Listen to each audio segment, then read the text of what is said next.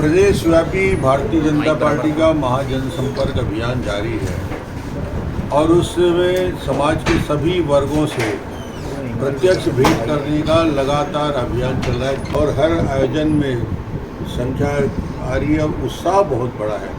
जनसंपर्क के दौरान आपको एलपीजी तो महंगी दिखाई दी होगी, गैस भी दिखाई दिए होंगे और प्रधानमंत्री जी ने कहा था कि 2023 तक किसानों की आय दोगुनी कर देंगे। पता तो ये चल रहा है 3 करोड़ किसान खेती करना बंद कर दिए हैं। किसानों की आय दोगुनी करने के लिए और ख़ासतौर से कास्ट वाइज प्रोडक्शन की कीमत कम हो, उसके लिए कार्य योजना बना के काम करिए और प्रत्येक किसान को 6,000 रुपया सीधे उनके खाते में ले जाने का काम यदि कोई प्रधानमंत्री कर रहा है तो ये करीब 11 करोड़ लोगों के किसानों को डायरेक्ट बेनिफिट मिल रहा है। जब यूरिया, सुपर फास्फेट और डीएपी के रेट पूरे दुनिया में बढ़े हैं, उस पर सब्सिडी बढ़ाकर माननीय नरेंद्र मोदी जी ने लागत मूल्य कम करने के लिए काम किया और मिनिमम सपोर्ट प्राइस पूरे देश में, वो चाहे मिलेट्स हो, चाहे धान हो, चाहे गेहूँ हो, लगातार 143 रुपीज़ और जब से ये सरकार में आए हैं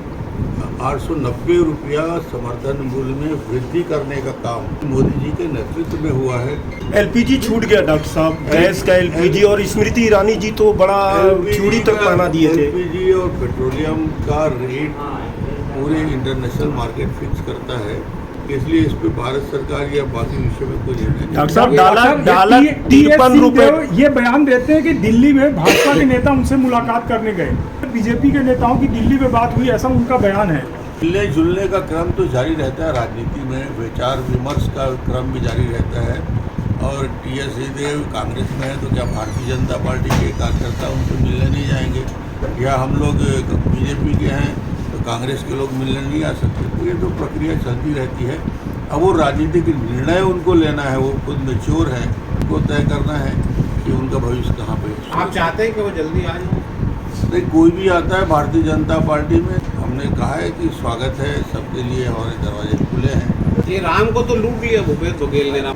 लगातार ईडी के छापे पड़ रहे हैं, लगातार शराब माफिया, छत्तीसगढ़ में रेत माफिया का ये हाल है कि अब तो शमशान घाट से राजनांदगांव में तो बॉडी सहित पूरा एक ट्रक रेत लेके आए।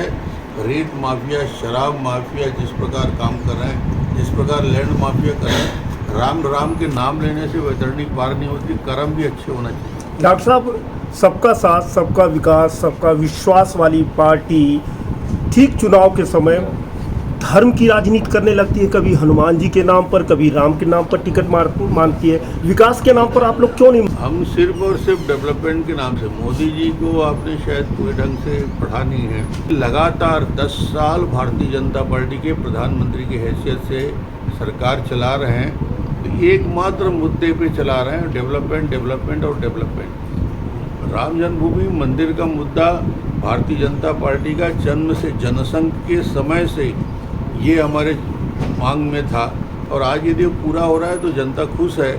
मगर मोदी जी ने देश में विकास की नई दिशा देने का काम किया है। 5वीं इकोनॉमी के रूप में हिंदुस्तान यदि आज स्थापित होता है, लोगों की क्रय करने की क्षमता और शक्ति बढ़ी है, तो मोदी जी धर्म के नाम पे नहीं, विकास के नाम से जीतते आए हैं। अगला चुनाव किस मुद्दे पर लड़ा जाएगा? हमारे पास मुद्दे की कमी नहीं है। भारतीय जनता पार्टी के पास, हमारे पास 15 साल के विकास के पूरी सूची है और 9 साल मोदी के काम, 9.5 साल माननीय मोदी जी के काम, इन मुद्दों को लेकर हम भारतीय जनता पार्टी चुनाव में। भूपेश बघेल बोल रहे हैं कि भाजपा के मुद्दे तो हमने छीन लिए।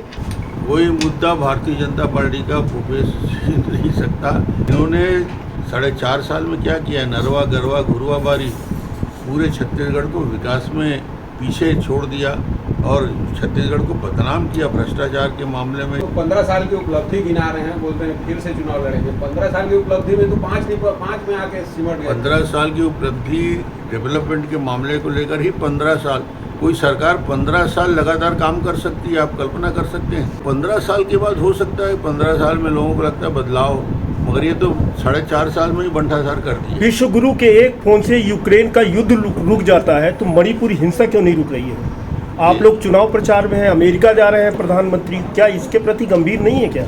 पूरे गंभीर है और इस पूरे मामले का निराकरण करने में प्रधानमंत्री सक्षम 1.5 महीना हो गया डॉक्टर साहब, 1.5 महीना हो गए।